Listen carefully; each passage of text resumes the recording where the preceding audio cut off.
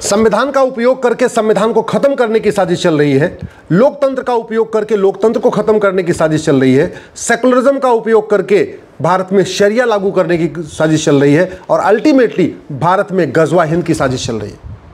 लब के नाम पे लब जिहाद चल रहा है, कारोबार के नाम पे ड्रग कारोबार चल रहा है, यहाँ पे फ्रीडम ऑफ रिलीजन के नाम पे कन्वर्जन चल रहा है, फ्रीडम ऑफ स्पीच के नाम पे झूठी अफवाहें फैलाई जा रही है, भारत में जनसंख्या विस्फोट किया जा रहा है, और सबका अल्टीमेट लक्ष्य है भारत में गजवा हिंद करना और खलीफा सिस्टम लागू करना।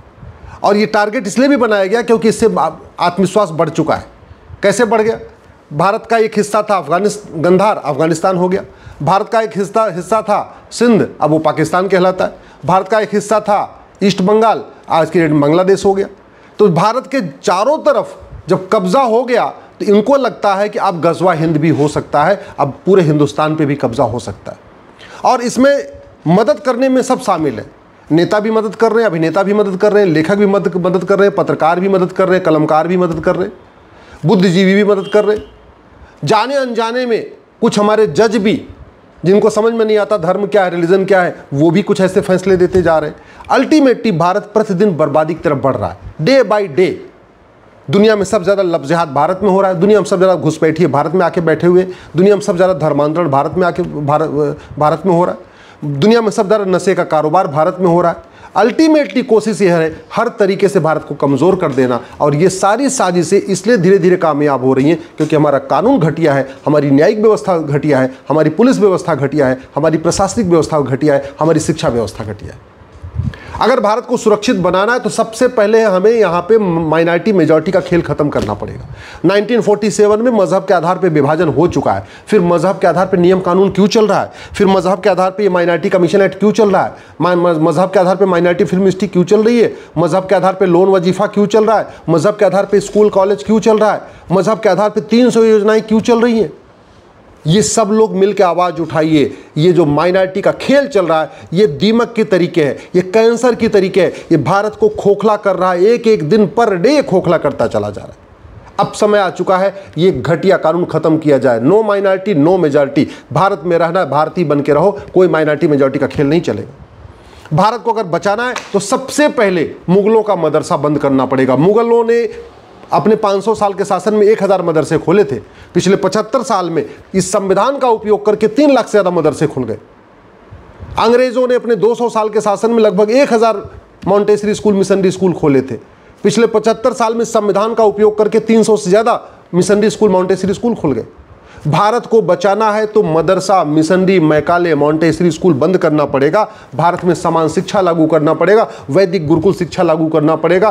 कम से कम 10वीं तक यानी 16 साल तक के सभी बच्चों के लिए यूनिफॉर्म सिलेबस, यूनिफॉर्म करिकुलम, सब अपनी अपनी भाषा में पढ़ें। सिलेबस करिकुलम एक समान होना चाहिए, तब जाके भारत बचेगा। तू मैं करने से, आरोप प्रत्यारोप करने से, नूरा कुश्ती करने से, बतौलेबाजी करने से भारत नहीं बचेगा। भारत को खोखला करने के लिए बहुत बड़ी फंडिंग आ रही है, 50,000 करोड़ की फंडिंग आ रही है विदेशों से, हवाला के जरिए भी आ रही है, इस FCRA के जरिए आ रही है। मैं पहले भी कह चुका हूं, एक भी अगर अंग्रेजी कानून छूटा तो भारत सुरक्षित नहीं रह सकता। ऐसे ही आज़ादी के बाद भारत को बर्बाद करने के लिए 50 घटिया कानून बनाए गए। एंशिएंट मोनूमेंट एक्ट बनाया गया गुलामी के नामो निशान को बरकरार रखने के लिए, वक्फ एक्ट बनाया गया, प्लेस ऑफ वर्शिप एक्ट बनाया गया, मदरसा एक्ट बनाया गया, मदरसों को राइट टू एजुकेशन से अलग किया गया, FCRA बनाया गया, 50 घटिया कानून बने। अगर ये 50 घटिया कानून खत्म नहीं होंगे तो भारत सुरक्षित नहीं रह सकता। एक सेशन में अगर हर साल पार्लियामेंट का 3 सेशन होता है, एक सेशन में अगर एक कानून खत्म करे तो साल में 3 कानून खत्म हो सकता है, साल में 3 घटिया कानून खत्म हो सकते हैं, साल में 3 अच्छे कानून बन सकते हैं अगर एक सेशन में एक कानून बनाए। लेकिन इस पर हमने कभी सोचा ही नहीं कि भारत को बचाएं कैसे। आखिर चीन सुरक्षित है हमसे ज़्यादा, सिंगापुर हमसे ज़्यादा सुरक्षित है, अमेरिका हमसे ज़्यादा सुरक्षित है, जापान हमसे ज़्यादा सुरक्षित है। क्यों? दिल्ली में दंगा होता है, दुबई में दंगा क्यों नहीं होता? कभी इस पर हमने ध्यान ही नहीं दिया। भारत को जो खोखला करने के लिए जो फंडिंग आ रही है विदेशों से, इसको रोकेंगे तब भारत सुरक्षित बनेगा। भारत में ब्लैक मनी के जरिए जो अलगाववादियों, नक्सलियों, माओवादियों, जिहादियों, घुसपैठियों, धर्म मिशनरियों सबको फंडिंग हो रही है, वो तभी रुकेगा जब ये ब्लैक मनी एक्ट बदला जाएगा, ये इसको फांसी देने के लिए कानून बनेगा। इसी तरीके से जो हवाला के जरिए फंडिंग आ रही है, जब तक इसको नहीं रोकेंगे भारत सुरक्षित नहीं हो सकता। जब तक नशे का कारोबार खत्म नहीं होगा तब तक भारत सुरक्षित नहीं हो सकता। और नशे कारोबार तभी रुकेगा जब सिंगापुर जैसा नशा तस्करों को फांसी देने और नागरिकता खत्म करने, 100% प्रॉपर्टी जब्त करने के लिए कानून बनेगा। भारत की कोई समस्या लाइलाज नहीं है, भारत की कोई समस्या विश्वव्यापी नहीं है, लेकिन समस्याएं लगातार बढ़ रही हैं। लगातार बढ़ने का कारण ही यही है कि हम चर्चा कर रहे हैं, हम उस पर डिस्कस कर रहे हैं, समस्या पे समाधान नहीं कर रहे हैं। आज की डेट में 90,000 बच्चे पर डे पैदा हो रहे हैं, साल में 3.25 करोड़ बच्चे पैदा हो रहे हैं, यानी 5 साल में लगभग 16.5-17 करोड़ बच्चे पैदा हो रहे हैं। सरकार जब तक 2 करोड़ घर बना के देती है, 10 करोड़ बेघर पैदा हो जा रहे हैं। सरकार जब तक 2 करोड़ रोजगार जनरेट करती है, 10 करोड़ बेरोजगार पैदा हो जाते हैं। फिर भी जनसंख्या के ऊपर अभी भी दुविधा बनी हुई है कि हम 2 हमारे 2 लागू करें, कि हम 2 हमारे 3 लागू करें, कि जनसंख्या नियंत्रण कानून बनाए ही ना। इतनी बड़ी दुविधा। 2% जमीन है, 4% हमारे पास पानी है दुनिया का, जनसंख्या हमारी दुनिया की 20% हो चुकी है, इसके बाद भी हम दुविधा में बने हुए। अरे जब पानी खत्म हो जाएगा, हवा खत्म हो जाएगा, पहाड़ खत्म हो जाएंगे, नदियाँ खत्म हो जाएंगी, तो क्या करेंगे हम इसको लेके? हम उस विकास का क्या करेंगे? हम जीडीपी बढ़ा के, इकोनॉमी बढ़ा के क्या करेंगे जब देश में नीचे कुछ बचेगा ही नहीं, नेचुरल रिसोर्स बचेगा ही नहीं। पूरी दुनिया अपने नेचुरल रिसोर्सेज को बचा रही है। पूरी दुनिया में, अमेरिका हो चाहे सिंगापुर हो, ऑस्ट्रेलिया, वो अपने आप कोई फैक्ट्री नहीं लगा रहे, सारी फैक्ट्री बाहर जाके लगा रहे हैं। क्यों? उनको अपना हवा बचाना, उनको अपना पानी बचाना, उनको अपने पहाड़ बचाने, उनको अपनी नदियाँ बचानी है, वो अपने नेचुरल रिसोर्सेज को बचा रहे हैं। और हम इस बात से खुश हो रहे हैं कि हाँ पूरी दुनिया हमारे यहाँ की फैक्ट्री लगा रही है। चीन हमारे यहाँ आ रही है तो हम खुश हो जाते हैं, अमेरिका हमारे यहाँ आ रहा है फैक्ट्री लगा रहा है तो हम खुश हो जाते हैं। सच्चाई है कि वो अपने यहाँ कुछ अपना घर, अपना देश साफ रखना चाहते हैं, इसलिए वो यहीं फैक्ट्री लगा रहे हैं, यहीं का पानी यूज़ कर रहे हैं, यहीं की हवा यूज़ कर रहे हैं और सारा कूड़ा कचरा यहीं फेंकवा रहे हैं। भारत एक तरीके से कूड़ेदान बनता जा रहा है। पूरी दुनिया के लिए भारत कूड़ेदान है। पूरी दुनिया के लिए भारत या तो बाजार है या तो कूड़ेदान है। बाजार क्योंकि जनसंख्या बढ़ रही तो उनको लग रहा है ठीक है भैया हमारा सामान बिकता रहेगा, और कूड़ेदान यहीं आके फैक्ट्री बना रहे हैं, यहीं सारी गंध फैला रहे हैं और यहीं हमारे सारे नेचुरल रिसोर्स को लेते जा रहे हैं। भारत को बचाना है तो सबसे पहले हमें लफ्ज़-ए-जिहाद, लैंड-जिहाद, धर्मांतरण, घुसपैठ, जनसंख्या विस्फोट को रोकना पड़ेगा। भारत को अगर हमें बचाना है तो इस भारतीय न्याय संहिता को बदल के इसमें एक चैप्टर रखना पड़ेगा लफ्ज़-ए-जिहाद, एक चैप्टर रखना पड़ेगा लैंड-जिहाद, एक चैप्टर बनाना पड़ेगा offence relating to drug smuggling, offence relating to infiltration, offence relating to conversion, offence relating to population explosion, ये रखना पड़ेगा। भारत में हमने नेशनल सिक्योरिटी एक्ट बना दिया, लेकिन आज तक डिफाइन ही नहीं किया कि राष्ट्र की सुरक्षा के लिए क्या खतरा है। इस कानून में कहीं लिखा ही नहीं है कि लफ्ज़-ए-जिहाद, लैंड-जिहाद, धर्मांतरण, घुसपैठ ये हमारे राष्ट्र की सुरक्षा के लिए खतरा है। जब तक ये कानून नहीं बदलेगा तब तक पुलिस मजबूर है, वो नहीं लगा पाएगी, और लगा भी देगी तो जज साहब फटकारेंगे, क्यों कानून लगा दी तुमने, कैसी धारा लगा, एनएसए लगा दिया किसी लफ्ज़-ए-जिहादी के ऊपर, या धर्मांतरण कराने वाले मिशनरी पे, या जिहादी पे, या घुसपैठिए पे, या उसके मददगार पे क्यों लगाएंगे? हमारे पास कानून है अनलॉफुल एक्टिविटी एक्ट, यूएपीए, लेकिन हमने इसमें आज तक ये डिफाइन ही नहीं किया कि क्या क्या अनलॉफुल एक्टिविटी है। हमने लफ्ज़-ए-जिहाद, लैंड-जिहाद, ड्रग-जिहाद, घुसपैठ, धर्मांतरण, किडनैपिंग, ह्यूमन ट्रैफिकिंग, हथियारों का कारोबार, इसको हमने यूएपीए में शामिल ही नहीं किया। तो कानून बना के बैठे हुए कोई फ़ायदा ही नहीं हो रहा है। आज तक इतने अपराध बढ़ते जा रहे हैं, किसी अपराधी की नागरिकता खत्म करने के लिए हमने प्रावधान, हमारे पास सिटीजनशिप एक्ट है, लेकिन आज तक किसी अपराधी की नागरिकता खत्म नहीं हुई। अरे भैया कम से कम भ्रष्टाचारी हो, बलात्कारी हो, अलगाववादी हो, आतंकवादी हो, माओवादी हो, नक्सली हो, उसकी नागरिकता तो खत्म होनी चाहिए ना। लेकिन ये कानून यही चल रहा है पुराना 1955 वाला, इसलिए किसी की नागरिकता जा ही नहीं दी। पूरी दुनिया के कई देशों में झूठी शिकायत करना, झूठी गवाही देना, ये जघन्य अपराध है। दुनिया के कई देशों में झूठ पकड़ने के लिए नार्को पॉलीग्राफ ब्रेन मैपिंग कानून बना हुआ है, हम नहीं बना रहे। समझ में नहीं आ रहा क्यों नहीं बना रहे। हम किसको बचाना चाहते हैं?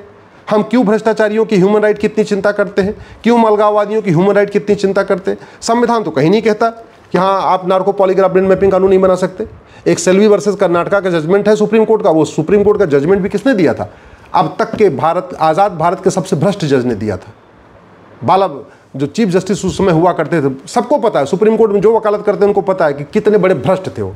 उस भ्रष्ट जज का जजमेंट चल रहा है सेल्वी वर्सेस कर्नाटका। आज तक उसको हमने रिव्यू करने की कोशिश नहीं की। उस जजमेंट में बोल दिया नहीं नार्को पॉलीग्राफ ब्रेन मैपिंग कानून नहीं बना सकते। वो क्यों दिया उस जज ने? वो खुद ही सबसे महाभ्रष्ट थे। तो भ्रष्टाचारियों को बचाने के लिए उन्होंने जजमेंट देके चले गए।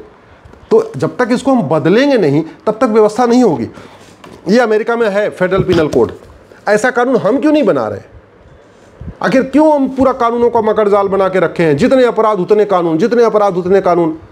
अमेरिका जैसा कानून क्यों नहीं बनाते कि भैया जितने अपराध होंगे उसके लिए एक चैप्टर होगा, अगर भारत में 150 अपराध हैं तो 150 चैप्टर का एक कानून, एक किताब बन जाएगी, उसमें 150 चैप्टर हो जाएंगे। 200 अगर हमारे भारत में अपराध हैं तो चलो 200 चैप्टर बन जाएगा। लेकिन किताब तो एक होनी चाहिए ना, ऐसी होनी चाहिए कि एक किताब हाथ में ले लिया और उसमें इंडेक्स खोलते गए, जो अपराध है उसे चैप्टर खोलते चले गए। साइबर फ्रॉड हो रहा है यहाँ पे, नशे का कारोबार चल रहा है, सब कुछ चल रहा है, लेकिन कुछ भी रुक नहीं रहा है। अब सवाल ये है, आजकल आप जो देख रहे हैं आई लव मोहम्मद, जानते हैं ये आई लव मोहम्मद भी उसी का एक एक्सटेंडेड रूप है। ये जो आई लव मोहम्मद के नाम पे जगह जगह धरने हो रहे हैं, प्रदर्शन हो रहे हैं, निकाले जा रहे हैं, ये सब उसी का एक साजिश है, गजवा हिंद का एक पार्ट है। अगर गजवा हिंद रोकना है तो हमें कठोर कानून बनाना पड़ेगा, भय बिन होय न प्रिय सिद्धांत को लागू करना पड़ेगा, हमें साठे साठम समाचरे सिद्धांत का लागू करना पड़ेगा। ये आई लव मोहम्मद की रैली चीन में नहीं निकल रही है, आई लव मोहम्मद की रैली सिंगापुर में तो नहीं निकल रही, आई लव मोहम्मद की रैली जापान में तो नहीं निकल रही, आई लव मोहम्मद की रैली अरब में नहीं निकल रही है, दुबई में आई लव मोहम्मद की रैली नहीं निकल रही है, बहरीन में आई लव मोहम्मद की रैली नहीं निकल रही है, कुवैत में आई लव मोहम्मद की रैली क्यों नहीं निकल रही है, भारत में क्यों निकल रही है, ये हमें समझना पड़ेगा। भारत को बड़े प्लान्ड वे में धीरे धीरे गजवा हिंद करने की कोशिश की जा रही है। उसमें कुछ संगठन हैं, बहुत सारे एनजीओज हैं, बहुत सारे नेता हैं, बहुत सारे ऐसे भी लोग हैं, और समाधान उसका बातचीत नहीं है, समाधान बातें नहीं है, समाधान सेमिनार नहीं है, समाधान उसका केवल और केवल कानून। मैं गारंटी के साथ कहता हूँ ये 90% अलगाववाद, जिहाद, माओवाद, नक्सलवाद, आतंकवाद, अलगाववाद 1 साल के अंदर रोका जा सकता है, 1 साल के, मात्र 1 साल के अंदर। और 5 साल में तो 99% रोका जा सकता है। चाहे लब जिहाद हो, चाहे लैंड जिहाद हो, चाहे धर्मांतरण हो, चाहे घुसपैठ हो, जितने भी तरीके की चीज़ें चल रही हैं ये सब 90% 1 साल में रुक जाएंगी और 99% मात्र 5 साल में रुक जाएंगी।